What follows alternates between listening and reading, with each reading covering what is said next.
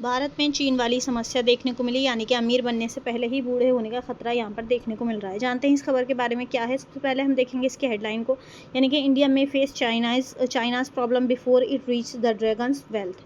ये जो है आज की मुख्य खबर है। जानते हैं इसके जो है मतलब क्या क्या इसमें सार या फिर क्या क्या पॉइंट्स जो है वो दिए गए हैं। सबसे पहले देखेंगे भारत की जो टोटल फर्टिलिटी रेट है वो 1.9 जो है वो पर आ गई है, जिसमें रिप्लेसमेंट लेवल जो है वो 2.1 से नीचे यहाँ पर बताया जा रहा है। यानी कि फिर भी वर्किंग जो एज पॉपुलेशन है अभी सबसे ज़्यादा भारत के पास है। इसके अलावा अगले 20 साल में सबसे निर्णायक यानी कि नौकरी, स्किल और प्रोडक्टिविटी और देखभाल व्यवस्था जो है वो बनानी होगी। अगर ऐसा नहीं हुआ है तो इसका जो खतरा है वो हमें देखने को मिलेगा। जैसे कि चीन अमीर बनकर बूढ़ा हुआ था, भारत जो है वो बिना अमीर बने ही बूढ़ा हो सकता है। Getting old before getting rich, ये जो है वो यहाँ पर खतरा बना हुआ है। अगर हम इसको मैप के ज़रिए से यहाँ पर समझते हैं तो सबसे पहले हम यहाँ पर देखेंगे कि मैप में जो है वो दिया गया है कि India versus China getting old before getting rich. यानी कि जिस तरह हमने चाइना को में जो है वो देखा है कि चाइना में जो है वो अमीर बनने के बाद जो है वो बूढ़ा हुआ है। अगर भारत में यही स्थिति बनी रही तो जो है वो अमीर बनने से पहले ही जो भारत की जनरेशन है या फिर जो भी पॉपुलेशन है वो बूढ़ी हो जाएगी। इसमें जो अगर हम तुलना देखें एक नज़र में तो जो टोटल फर्टिलिटी रेट है भारत का वो 1.9 है, जो प्रतिस्थापन के करीब है, और चीन में जो है वो 1.0 था, जो बहुत ज़्यादा नीचे था। लेकिन इसके बावजूद यहाँ पर बुजुर्ग जो है भारत में 2023 में 10 में से 1 वर्सेस चीन में 5 में से 1 बुजुर्ग है। इसके अलावा अगर हम आए जब बूढ़े हुए, अगर उसके हिसाब से देखें तो भारत में जो है वो $2600 पर ही जो है वो बूढ़ा हो रहा है, और चीन में $10,000 पर जो है वो हुआ था। यही जो है वो सबसे बड़ा खतरा बना हुआ है। इसके अलावा अगर हम यहाँ पर भारत की टाइमलाइन की बात करते हैं तो ये 1950 को सबसे पहले हम देखेंगे। 1950 से यहाँ पर 2100 तक की अगर हम ये देखते हैं तो 1950 में 5% बुजुर्ग थे, और 2016 में जो है वो 10% हो गए हैं, और अब ये जो है 2026 से 2046 तक क्रिटिकल विंडो ये ओपन की जा रही है, जिसमें 2050 में बताया जा रहा है कि 19% हो जाएगा, और इसके अलावा ये 2100 में जो है वो 36% तक पहुंच सकता है। मतलब कि अगले 20 साल ही बचे हैं लाभांश भुनाने को, और 246 के बाद तेज़ी से बुढ़ापा जो है वो यहाँ पर हमें देखने को मिलेगा।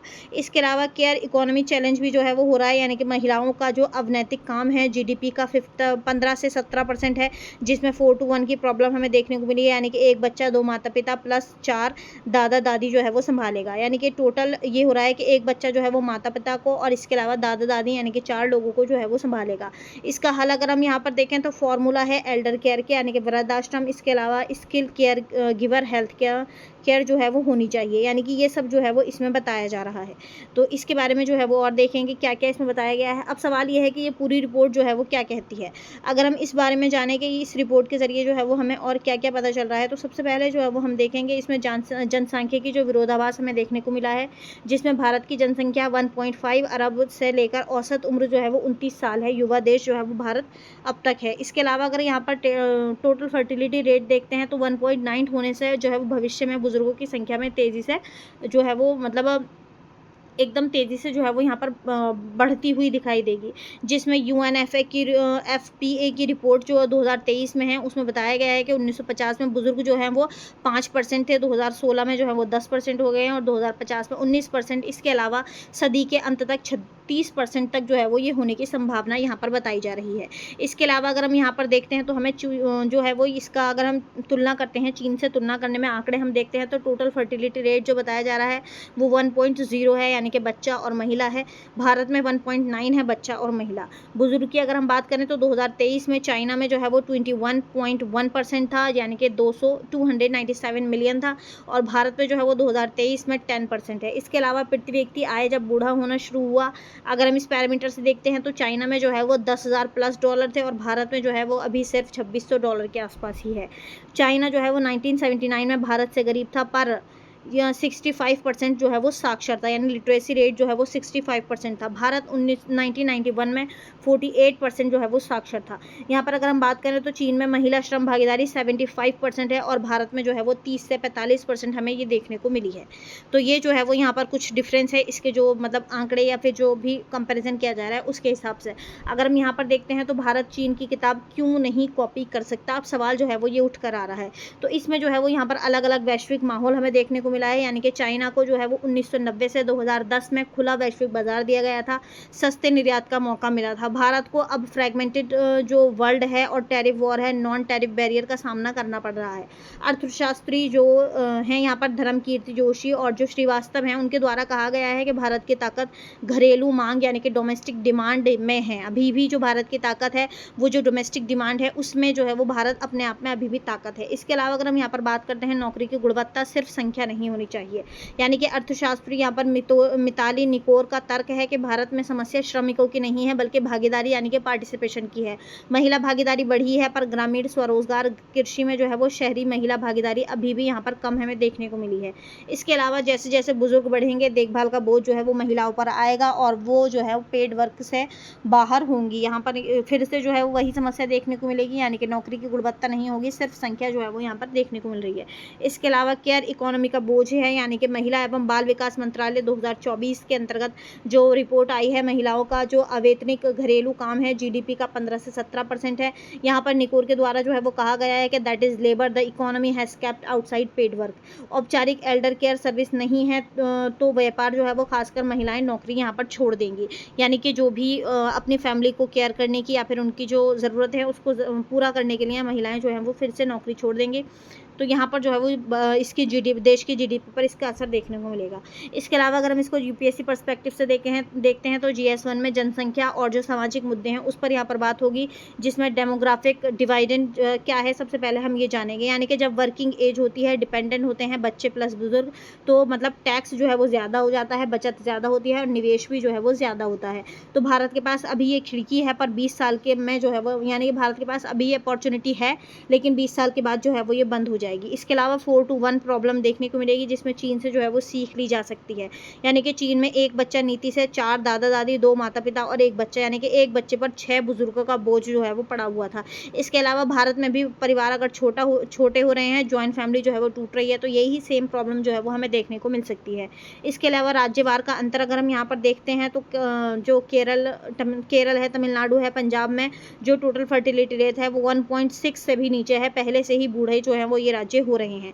इसके अलावा बिहार है, यूपी में टोटल फर्टिलिटी रेट 2.5 प्लस है, अभी भी जो है वो ये राज्य युवा हैं, यानी कि इसमें जो है वो युवा जनरेशन अभी ज़्यादा है। इसके अलावा अगर हम इसलिए एक ऐसी नीति नहीं चलेगी, खर्च को एजुकेशन, हेल्थ, स्किल में लगातार जो है वो बदलना होगा। इन 3 सेक्टर में जो है वो हमें लगातार काम करना होगा और इसको आगे जो है वो बढ़ाना होगा। इसके अलावा अगर हम यहाँ पर देखेंगे, यूपीएससी के पर्सपेक्टिव से GS3 में रिलेट करेगा, जिसमें अर्थव्यवस्था और रोजगार पर बात होगी। तो इसमें पहला पॉइंट बताया जा रहा है 4 मोर्चे जहाँ पर काम करने हैं, यानी कि ब्लूमबर्ग इकोनॉमिक्स यहाँ पर जो है वो होनी चाहिए, जिसमें पहला पॉइंट बताया जा रहा है अर्बनाइजेशन, यानी कि 2040 से 2040 तक जो है वो 270 मिलियन लोग शहरों में आएंगे, जिससे रहने और नौकरी जो है वो यहाँ पर चाहिए होगी, यानी कि अर्बनाइजेशन जो है वो बढ़ेगा। हमें ये जो है वो ये वाला पॉइंट हमें बढ़ता हुआ यहाँ पर दिखाई देगा। इसके अलावा हम यहाँ पर बात करते हैं इंफ्रास्ट्रक्चर पर, यानी कि घर, परिवहन और अस्पताल जो है वो बनाने होंगे। इसके अलावा अप स्किलिंग भी जो है वो करनी होगी, जिसमें औसत जो चीनी श्रमिक हैं 14 साल पढ़ा है और भारतीय जो है वो 8 साल से कम पढ़ते हैं, यानी कि जो चीन के जो श्रमिक हैं वो एवरेज अगर उनका निकालते हैं तो 14 साल जो है वो पढ़ते हैं और भारतीय में जो है वो 8 साल से कम ये एवरेज जो है वो निकल कर आता है। इसके अलावा लेबर जो फोर्स ब्रॉडनिंग है वो निकल कर आ रही है, तो इस पर महिला भागीदारी को बढ़ाना होगा और मैन्युफैक्चरिंग में यहाँ पर रोजगार को भी बढ़ाना होगा। अगर यहाँ पर बात करें तो भारत के जो फ़ायदे हैं जो चीन में नहीं थे, भारत के पास क्या क्या ऐसे पॉइंट्स हैं जो चीन के पास नहीं थे, तो सबसे पहले है भारत में जो है वो होको सिस्टम है, जैसे कि बंधन नहीं है। यहाँ पर होको सिस्टम जैसा कोई बंधन नहीं है, प्रवासन आसान है और डोमेस्टिक डिमांड बड़ा है, निर्यात कम भी रहा तो विकास जो है वो यहाँ पर संभव हो सकता है। ये जो है वो कुछ पॉइंट्स हैं। दुनिया की उम्र बढ़ रही है, भारत वर्कर सप्लायर बन सकता है, यानी कि दुनिया जो है वो आगे बढ़ रही, अपनी उम्र में जो है वो आगे बढ़ती जा रही है, इसकी वजह से भारत जो है वो इसमें सप्लायर यानी कि वर्कर सप्लायर यहाँ पर भारत बन सकता है। इसके अलावा अगर हम यहाँ पर भारत की कमज़ोरी की बात करते हैं तो साक्षरता यानी कि लिटरेसी जो है वो 2011 में भी 74% थी, पर महिला काम में जो है वो नहीं थी। अर्थशास्त्री कहते हैं कि भारत ने डेमोग्राफिक डिवाइडेड को बर्बाद कर दिया है, स्किलिंग यहाँ पर जो है वो नहीं हुई है, यानी कि भारत में अगर लिटरेसी है तो स्किल्स जो है वो लोगों के पास नहीं है। इसके अलावा अगर हम यहाँ पर बात करते हैं, इसमें जो मतलब कुछ रिवीजन के पॉइंट निकल कर आ रहे हैं, तो सबसे पहला जो पॉइंट है वो है क्या हुआ। अगर हम इस पर बात करते हैं तो भारत का टोटल फर्टिलिटी रेट जो है वो 1.9 हो गया है, यानी कि रिप्लेसमेंट से नीचे जा रहा है, फिर भी युवा आबादी जो है वो यहाँ पर हमें ज़्यादा देखने को मिली है। इसके अलावा अगर हम बात करते हैं खतरे की, तो अगले 20 साल में बुजुर्ग तेज़ी से बढ़ेंगे। चीन जैसी समस्या पर कम आय में जो है वो ये देखने को मिलेगा। चीन से अलग जो है वो क्या है, यानी कि क्या डिफरेंस है, तो चीन में खुला बाजार मिला था, भारत को व्यापार बाधाएं, पर भारत का को जो है वो घरेलू मांग का फ़ायदा यहाँ पर हो रहा है। इसके अलावा अगर हम यहाँ पर असली चुनौती की बात करते हैं, तो महिलाओं को नौकरी में लाना अभी 30% वर्सेज चाइना में जो है वो 75% है। केयर का बोझ महिलाओं को बाहर जो है वो कर देता है, यानी कि जब फैमिली की केयर की बात आती है, तो जो महिलाएं हैं वो नौकरी से या फिर जो भी मतलब जीडीपी को आगे लेके जाने वाले जो काम है उससे जो है वो महिलाएं बाहर हो जाती हैं। इसके अलावा हम बात करते हैं क्या रास्ता जो है वो निकाला जा सकता है, तो शहरीकरण हमें यहाँ पर देखने को मिलेगा, इंफ्रास्ट्रक्चर पे जो काम होगा, स्किल और महिला भागीदारी के साथ एल्डर केयर पॉलिसी जो है वो होनी चाहिए। सरकार सभी मंत्रालयों से सीनियर केयर पर योजना जो है वो बना रही है, ये सरकार के द्वारा जो है वो यहाँ पर कुछ काम किए जा रहे हैं। अब हम बात करते हैं निष्कर्ष में, तो सबसे पहले हम देखेंगे भारत के पास जो है वो 20 साल की खिड़की, यानी कि 20 साल की अपॉर्चुनिटी अभी भी है। या तो इस भीड़ को स्किल और नौकरी देकर अमीर बना दिया जाएगा, या फिर बिना अमीर बने बूढ़े होने की तैयारी में जो है वो रहो, यानी कि 20 साल के अंदर का टाइम है। इसी में या तो मतलब स्किल्स और नौकरी के ज़रिए जो है वो अपने देश को आगे बढ़ाने के लिए और अपनी जो जनरेशन है उसको अमीर बनाने पर मेहनत की जा सकती है, या फिर बिना अमीर बने जो है वो बूढ़ा होने की तैयारी यहाँ पर की जा सकती है। तो ये थी आज की न्यूज़। आज के लिए इतना ही, मिलते हैं नेक्स्ट वीडियो में, तब तक के लिए बाय, थैंक यू।